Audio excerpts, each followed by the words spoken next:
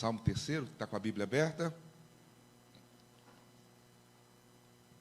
Todo mundo achou? Senhor, como tem crescido o número dos meus adversários. São numerosos que se levantam contra mim. São muitos que dizem de mim, não há em Deus salvação para ele.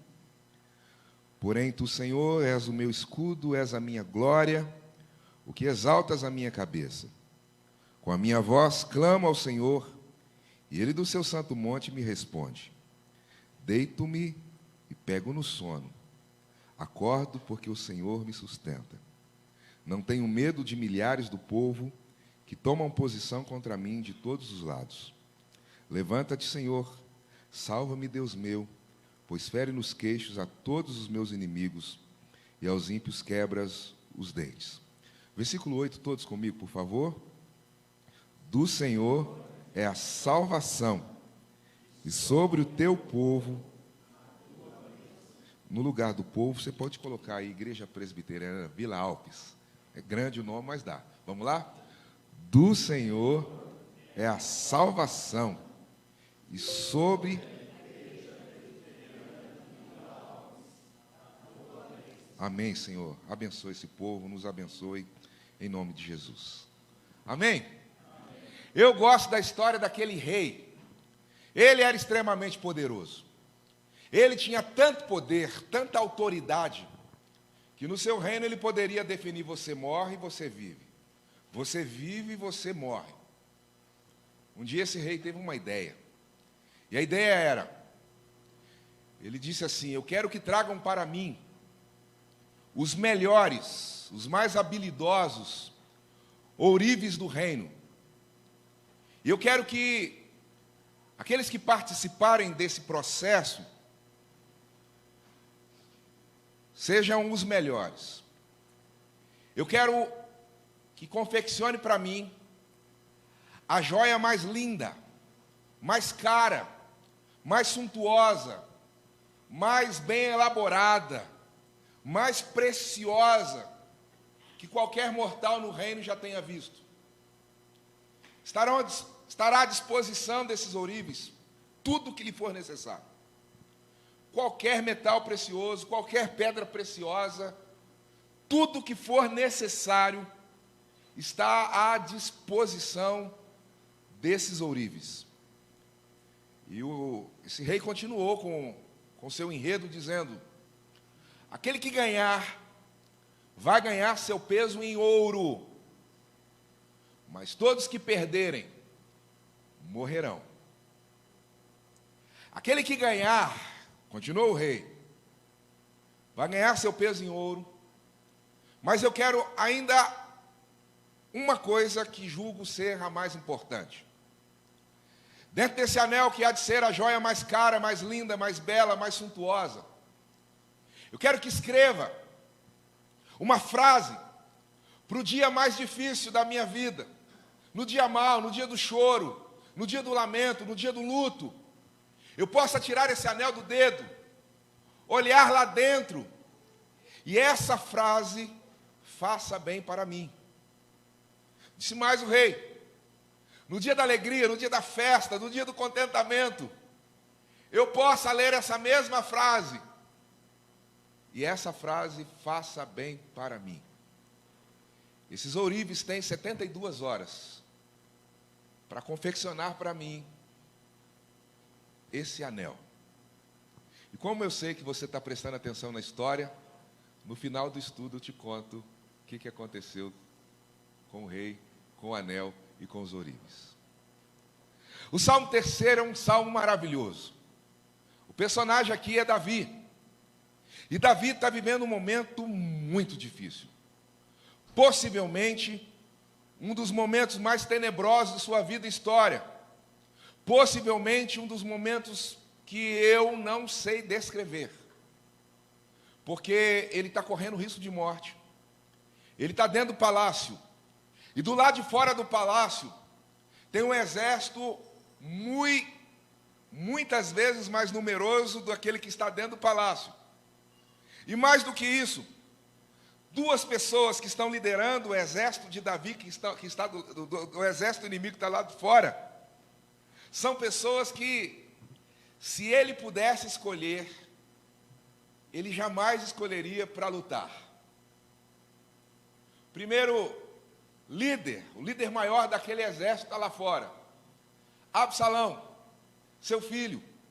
Você conhece o rolo, você conhece a problemática, você sabe que um filho se revolta contra o próprio pai, e o filho está do lado de fora querendo matar o pai.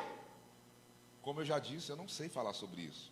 Está aqui meu filho, tem uma experiência que gosto muito, ele sabe disso. Ele tinha mais ou menos uns 5 anos, e um dia nós estávamos na hora do almoço, e de repente a Flávia preparando a comida, eu e o Mateus sentados na mesa. Aí o Mateus vai, sobe na cadeira, e aí sobe na cadeira e começa a fazer assim. Aí eu olhei para a Flávia e falei, Flávia, doidou. Olha o menino que está lá assim. E eu falei, Deus me livre, o que será que aconteceu nele? E aí tá lá assim, sim. Aí de repente ele sentou, perguntei para ele, filho, o que você está fazendo aí? Aí ele respondeu, pai, eu estou medindo a geladeira. Na época ele era bem menor, e a resposta que dei, filho, vai demorar muitos anos para você conseguir chegar na altura da geladeira.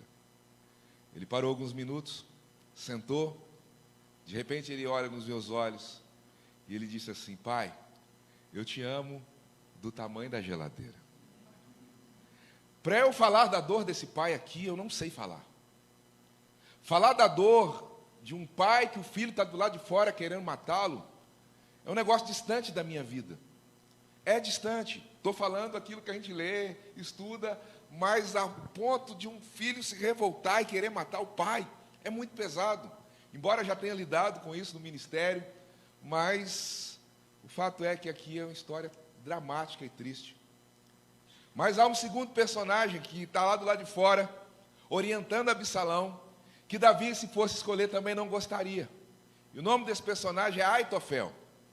E Aitofel, para quem conhece a Bíblia, ele além de ser, até então, o conselheiro mais próximo, mais íntimo de Davi, ele era o avô da Betseba, da dona Betseba.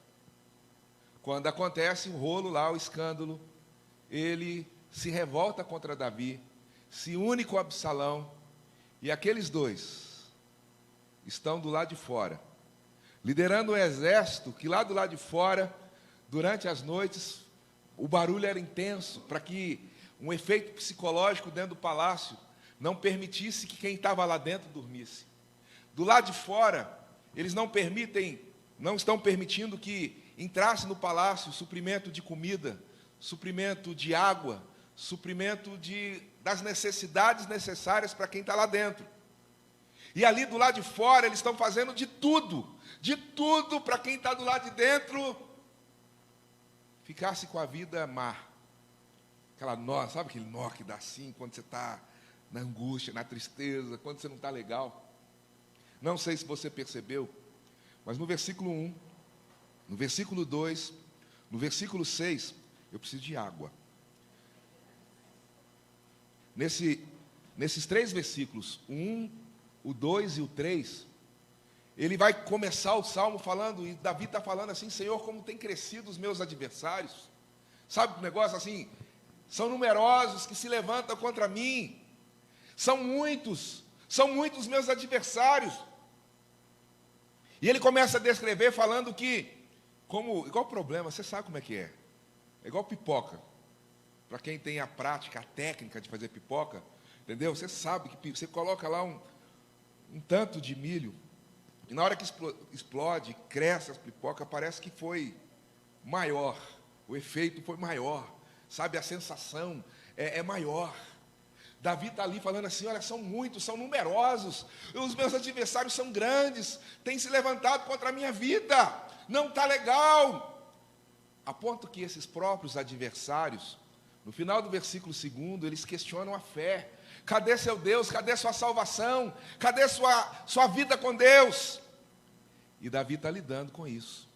Davi está lidando com um momento não legal, um momento não fácil de descrever, um momento de dor intensa, um momento de desestruturação. E eu queria falar com você hoje sobre esse personagem chamado Davi.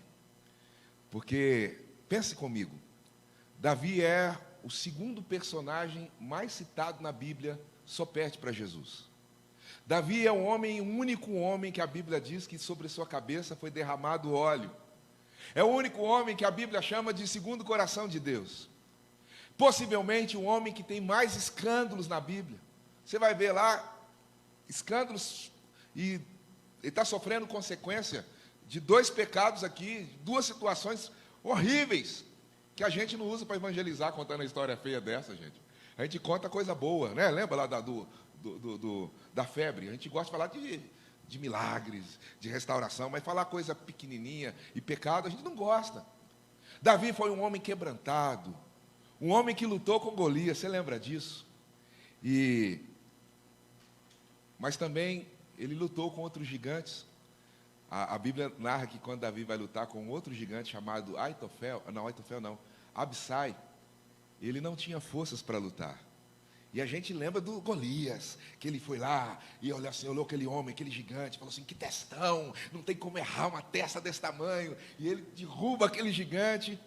Mas quando ele vai lidar com Abissai, a Bíblia fala assim, ele não teve forças para lutar, e ele teve que se levantar outra pessoa para lutar no lugar dele.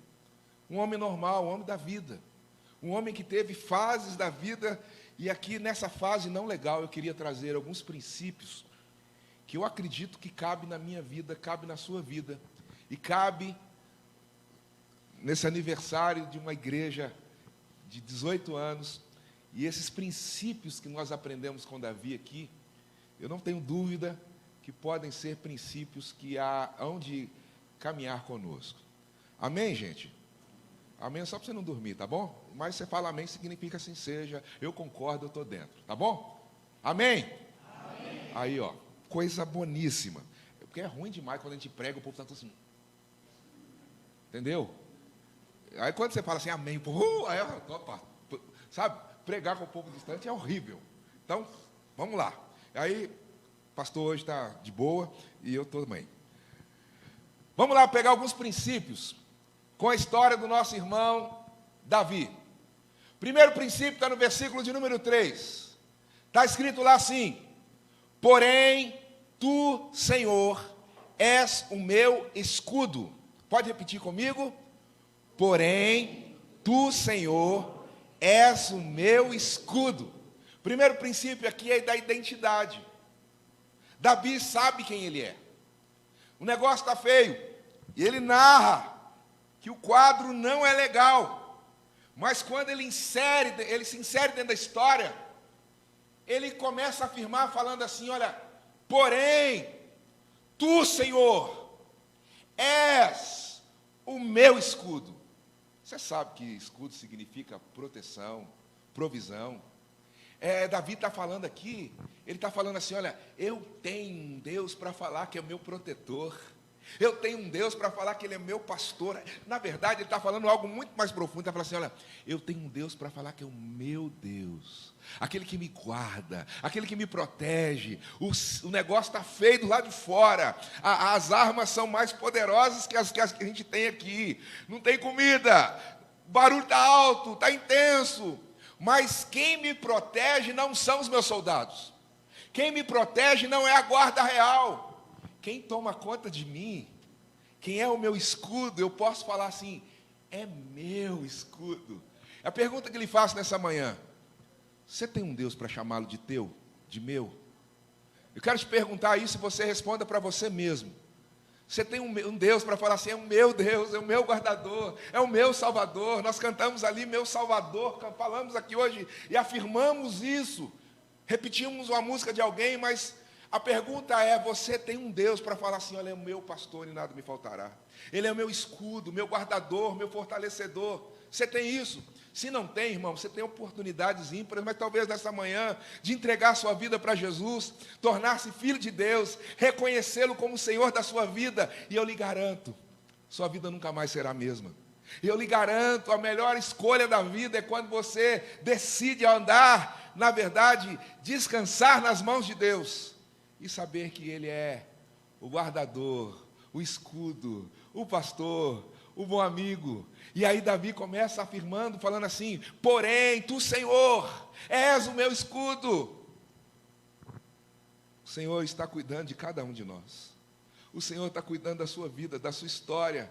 Talvez você está aí falando: o que vai ser do nosso país? Fica tranquilo, Deus está cuidando. O que vai ser dos meus filhos, dos meus netos? Deus está cuidando. O que vai ser da minha história? Deus está cuidando, porque embora o homem tome várias decisões e várias situações, Deus sempre continua no controle de todas as coisas.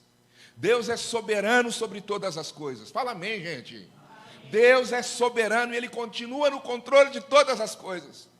Deus que te comprou, que te amou, que sonhou com você, Ele continua guardando a sua vida. Meu irmão, tem algumas coisas que você vai descobrir só no céu. E uma delas, o tanto de livramento que Deus já te deu, você nem faz ideia do que já passou. Sabe? O tanto de situações que já aconteceram na sua vida e você nem faz ideia que Deus pelejou por você, cuidou de você, amou você, situações que vieram na sua vida, que te guardou. Pense comigo. Vamos pensar aqui, 3 anos de pandemia. Quanta gente mais interessante que você morreu? Gente mais cheirosa que você morreu. Gente mais inteligente que você morreu. Gente mais rica que você morreu. Gente mais crente que você morreu. E aí Deus olhou e preservou você. Vamos pensar aqui, você acha que esse vírus não passou perto de você zilhões de vezes? E falou assim: não, eles não vão entrar nesse não. Entendeu? Esperou um tempo, depois entrou. Ou não entrou. Mas o fato é, gente, que é provado, todos nós tivemos contato com coisas até piores, com situações até piores. No ano da morte, você está vivo. Sabe, no ano da quebradeira, você está aí, você sabe a sua situação. No ano da enfermidade, você está saudável. Deus tem cuidado da gente. Deus tem velado pela gente. E está cuidando da sua vida. E sempre cuidou. Pastor, mas eu passei por isso, passou e vai passar por coisas piores. Desculpa te falar. Mas Deus continua sendo, se você tem a identidade de cristão, o seu guardador, o seu protetor, o seu Deus. Amém? Segundo princípio, ainda no versículo 3. Porém, tu, Senhor,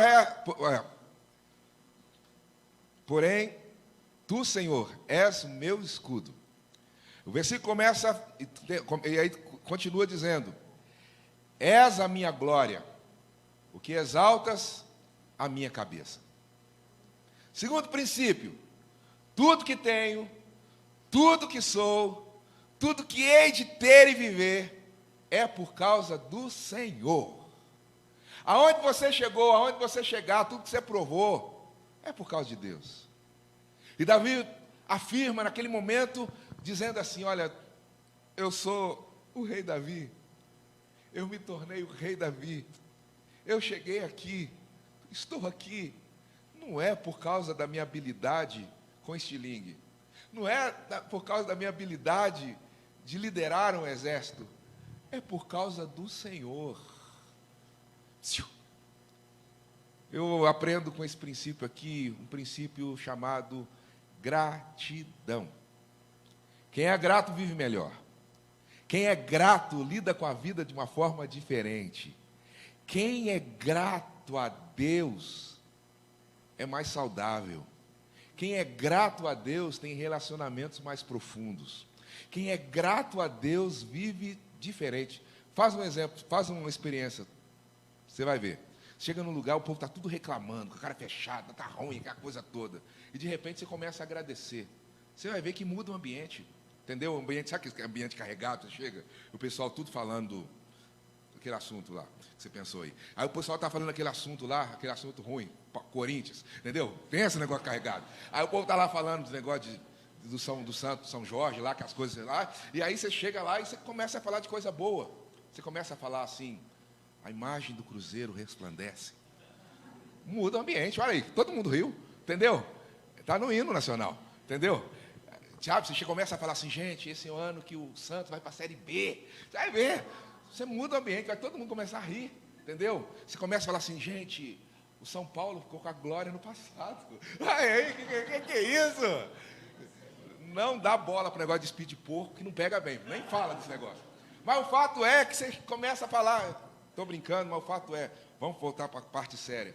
Quando você chega no ambiente, começa a agradecer, quando você consegue, sabe, quem tem gratidão no coração é diferente. A medicina já tem falado aí sobre doença psicossomática. E um dos efeitos, e aí você tem gente que paga uma nota caro. Onde você vai? Eu vou no coach. Aí o cara vai ensinar você a agradecer. Olha aí. Aí o cara, tem umas coisas que é bobeira demais, né? E aí coloca lá, anota com batom no espelho, você é linda. Mó feiosa, tá lá assim, ai, você é linda. Que é isso? Gratidão. Ô, gente, gratidão é um instrumento de Deus para a nossa vida, para a nossa caminhada. Davi tinha tudo para esse momento não ser um momento de gratidão. Mas ele insere, além da sua identidade, ele insere um momento de falar assim, tudo que sou, tudo que tenho, tudo que, sabe, é por causa do Senhor, é por causa do Senhor. Isso é maravilhoso. Então, vamos colocar assim, primeiro princípio, identidade. Segundo princípio, gratidão. Qual que é o primeiro? Segundo. O terceiro é oração. Perguntinha que faço. Momentos difíceis da vida, tenho que orar, sim ou não? Me prova. Me prova.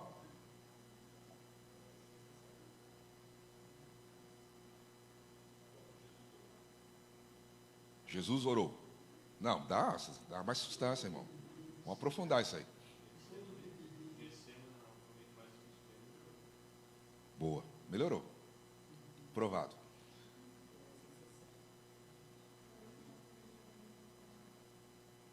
Ô, gente, é só colar. Olha o versículo aí, ó.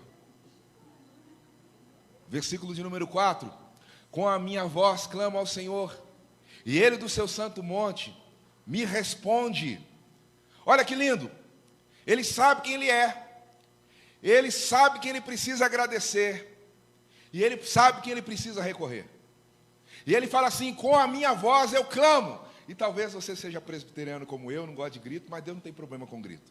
Porque a palavra clamou aqui significa gritar em alto e bom som. Escandalizou, aí vai brigar com a Bíblia, não comigo. Mas a Bíblia está falando aqui que nesse momento de dor, nesse momento que está mal, esse homem tem que clamar a Deus.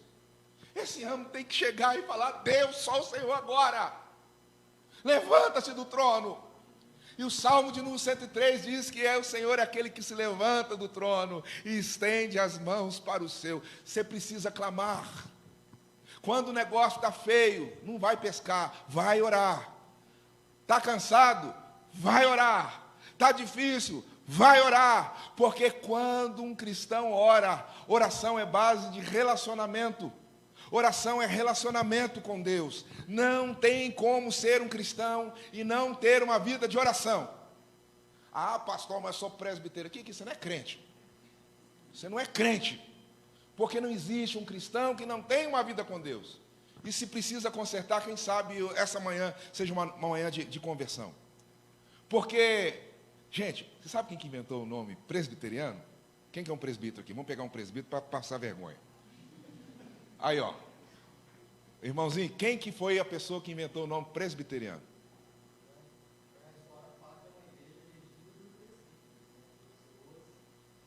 Isso aí surgiu de Calvino, mas aí, tá, Calvino está lá na Suíça. O presbiteriano começa lá na Escócia. E quem foi o pioneiro? Oh, aí substância, é outro nível. John Knox. Se você ler a biografia de John Knox, vai descobrir que era um homem que orava 7 horas por dia. É de John Knox a oração, a frase que com certeza já ouviu aqui falar muitas vezes. Senhor, dá a Escócia para Jesus, senão eu morro. Em outras palavras, Senhor, me usa para ganhar a Escócia, senão tira a minha vida. A nossa igreja é uma igreja que surge debaixo de intensas orações. A nossa igreja, ela sempre foi formada por fidelidade à palavra, mas uma piedade, uma vida com Deus profunda. Um dia eu estava falando, presbiteriano precisa orar. Aí um presbítero, nós somos presbiterianos, nós gostamos de escola bíblica dominical bonita, pastor. Esse negócio de orar aí é de pentecostal. Eu não falei, porque ia pegar mal se falar que não era crente, mas não tem nada a ver com pentecostal, meu irmão. Tem a ver que você é ou não é de Jesus. Porque oração é relacionamento. Quem ama, gosta de conversar, certo? Quem ama, gosta de ouvir a voz do outro, certo? Quem ama, gosta de estar com o outro, certo? Como é que você fala com que ama a Deus e não gosta de conversar com Deus, de estar junto com Deus? Responda com sim as perguntas que eu vou fazer. É verdade, se a gente orar mais, a nossa vida vai caminhar de uma forma diferente, sim ou não? Sim. É verdade, se orarmos mais pela igreja, a igreja vai florescer mais, sim ou não? Sim. É verdade, se orarmos mais pela nossa família, mais a bênção de Deus há de se manifestar na nossa família, sim ou não? Sim. E por que você ora pouco? Meu irmão, é tempo de oração, de clamor, de busca, de entrega. E se está orando bom, sempre tem um lugar para melhorar mais. Louvado seja o nome do Senhor. Sabe qual é a maior denominação do planeta? Evangélica. Como que você não sabe? Como é que você não sabe, irmão? João, com um nome bonito desse, como é que você não sabe? A maior denominação evangélica do planeta chama-se presbiteriana. E 50% dos presbiterianos estão num país que é do tamanho do Paraná. Coreia do Sul. E as igrejas coreanas, presbiterianas, oram e oram muito. A igreja de Sarang, lá em Seul, uma igreja, ela tem uma reunião de oração que dura 30 anos, 24 horas por dia. E a média de frequência é uma reunião de oração na igreja de Sarang. Depois você procura Sarang, procura no YouTube, você vai achar lá. A média de frequência da reunião de oração lá é 5.000 pessoas. Você vai ver, você assiste o culto, vai lá, pode procurar lá. Tem um, como é que é o nome do presidente da IPB? É o Guilhermino? Como é que é o nome? Como é o nome do presidente da IPB? Roberto Brasileiro. Coloca lá, Roberto Brasileiro na igreja da Coreia. Digita lá que você vai ver o homem no culto lá, e você vai ver que o culto deles é igualzinho da gente. Só que termina o culto, o povo vai orar, vai buscar Deus, canta hino igual a gente. Mas o povo ora. Sabe por quê? Eles entenderam esse princípio de afirmar dependência de Deus. Eles aprenderam o princípio de afirmar: Deus, eu dependo totalmente do Senhor. Deus, a minha vida está totalmente nas tuas mãos. Deus, a minha história está totalmente nas tuas mãos. Terceiro princípio, oração. Amém? Quarto princípio, eu sei a minha identidade, eu estou grato, eu oro. E o quarto princípio é o princípio, que hora que termina? 10h30? Daqui a 5 minutos eu termino. O quarto princípio é o princípio da confiança. Confiança. O que está escrito aí? Deito-me, vamos lá, pega aí. Versículo 5. Deito-me, acordo. Versículo 8 do Salmo 4. Em paz me deito e logo pego no sono, porque, Senhor, só Tu me fazes repousar seguro. Ô, gente, Davi orou. Olha que princípio legal. Lembra do rolo que eu falei que estava lá fora? Lá dentro, ele fala assim: gente, eu sou filhinho de Papai do Céu. Papai do Céu não vai deixar o negócio acontecer comigo se não for da vontade dele. Aí ele vai e fala assim: não, tudo que eu estou vendo aqui foi por causa do Senhor. E ele agradece. Ele vai e levanta. Eu clamo que eu sei que ele vai se levantar ao meu favor. E ele ora. E ele confia nas mãos do Senhor de uma maneira tão legal, que ele fala assim: já que Deus está guardando a minha vida e a minha história, sabe o que eu vou fazer agora? eu vou dormir. Eu vou deitar, dormir, roncar. Sabe quando você ronca e dá aquelas babadas gospel assim? Sabe, até sonha, de tão gostoso que está. Que, sabe, a Flávia sabe aqui que até o Covid me roubou o sono. Mas o meu sono é fraquinho, porque assim, um chazinho resolve, não precisa tomar nem remédio, entendeu? Mas me roubou uma das bênçãos que eu tinha na minha vida toda, que eu dormia. Gente, eu durmo cortando cabelo, ainda durmo cortando cabelo, no dentista eu durmo, entendeu? Entrar no carro com a outra pessoa dirigindo, eu durmo na hora, assim, sabe? E Davi está ensinando assim, porque você sabe, quando você está passando por um problema difícil, uma das primeiras coisas que lhe é roubada é o sono. Sabe, entre os tops de remédios vendidos nas farmácias, tem a ver com a restauração do sono.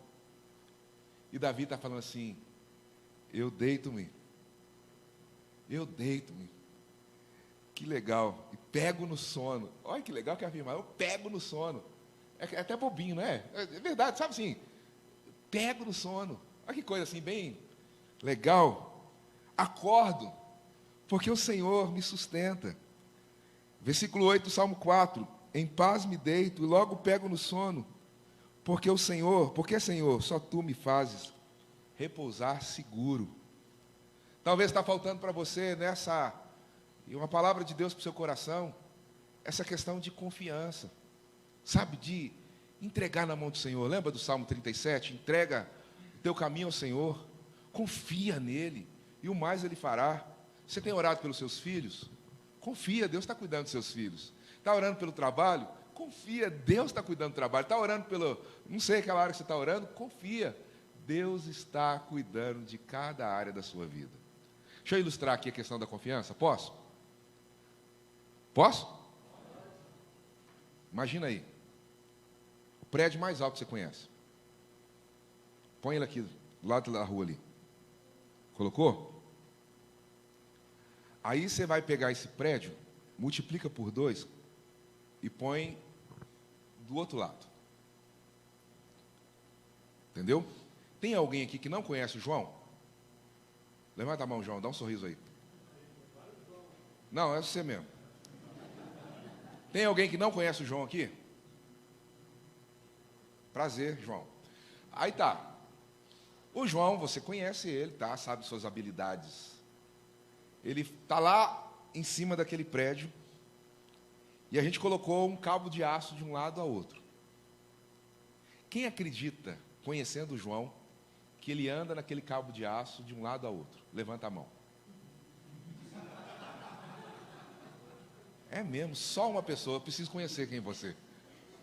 Tem parentesco? Ah, é parente? Ah, tá bom, tá explicado. Mas deixa eu te falar um negócio, nem ele acreditou. Ninguém acreditou no João. O prédio está lá, o cabo de aço também. E aí o João vai contrariando a nós todos, menos, como é que você chama? Menos a Bianca. E ele vai e anda de um lado, no cabo de aço, vai lá assim. Aí ele fica empolgado, está todo mundo olhando, começa a virar cambalhota, e rodar, e mandar beijo. Aí aquele negócio está lá o João em cima do cabo de aço, entendeu?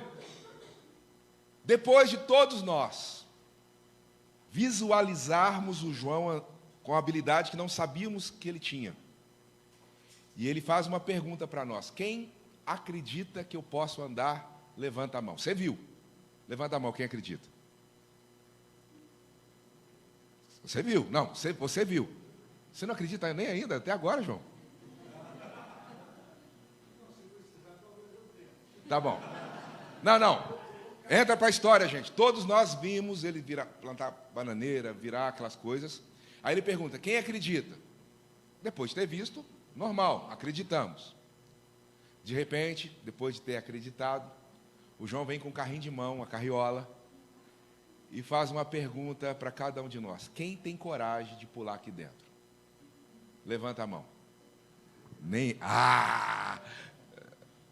Só a Bianca. Nem ele. Gente, assim é a nossa vida. Todos nós sabemos dos feitos de Deus. Todos nós já vimos milagres e os feitos do Senhor. Mas quando Deus nos chama para entrar no carrinho de mão, isso chama confiança. Dependência total do Senhor. Dependência total do Senhor. Entrar no carrinho de mão de Deus. Vamos terminar?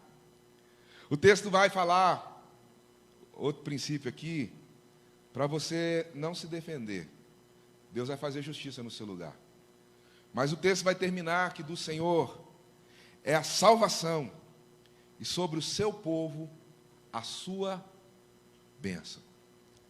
Deus, você conhece a história, Deus salvou Davi, Davi foi liberto daquela situação ali, o Absalão morreu, o Aitofel morreu, e Davi prevaleceu mais uma vez, porque o Senhor era com ele.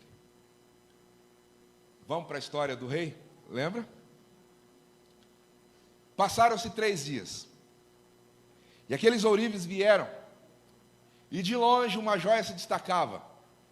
De longe, quem via aquele anel de um ourives, que por sinal era mais forte, falou: essa é a joia. Aqueles outros 6 que perderam no primeiro quesito, que era a beleza do anel, direto, já foi para a forca.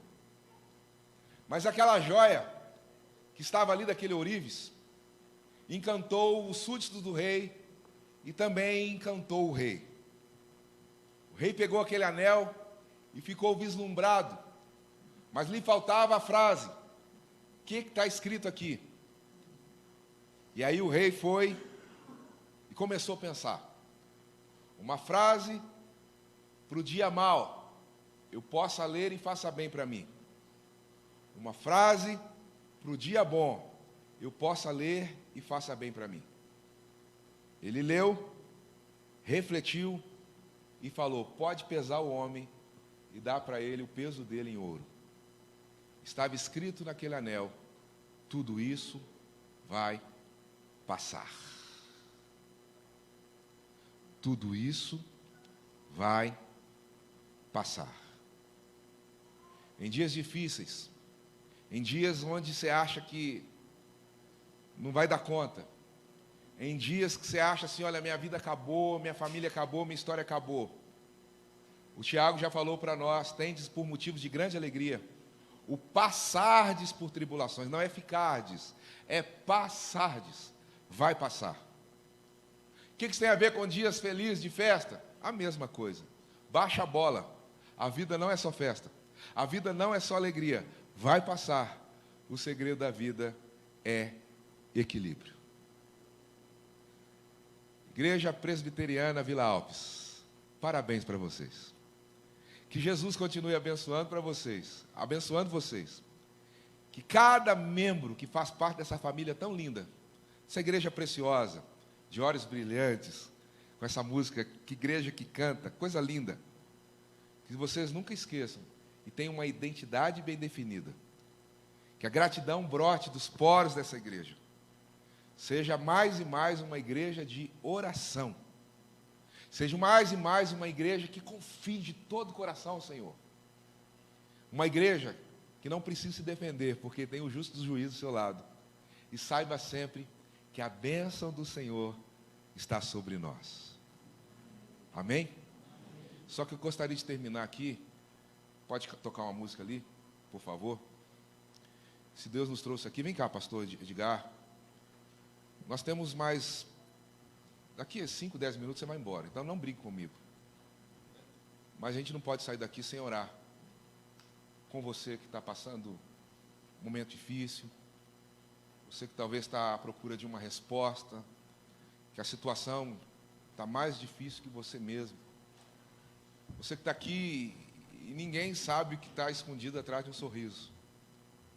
Uma das coisas que a gente sabe que o Salmo 133 fala, que é bom, é agradável estarmos juntos. E nesse lugar onde nós estamos, o Senhor envia a sua vida e a sua bênção. Olha que legal. Igreja não é um clube. É um lugar que Deus ordena vida e bênção. E talvez você está precisando de vidas. vida de Deus na sua história. Talvez você está precisando de bênção do Senhor e não é errado pedir, Deus me abençoe. Enquanto cantamos, você podia vir aqui no corredor para a gente orar com você, por você, pela sua família. Vamos ficar de pé em nome de Jesus e vamos cantar e orar.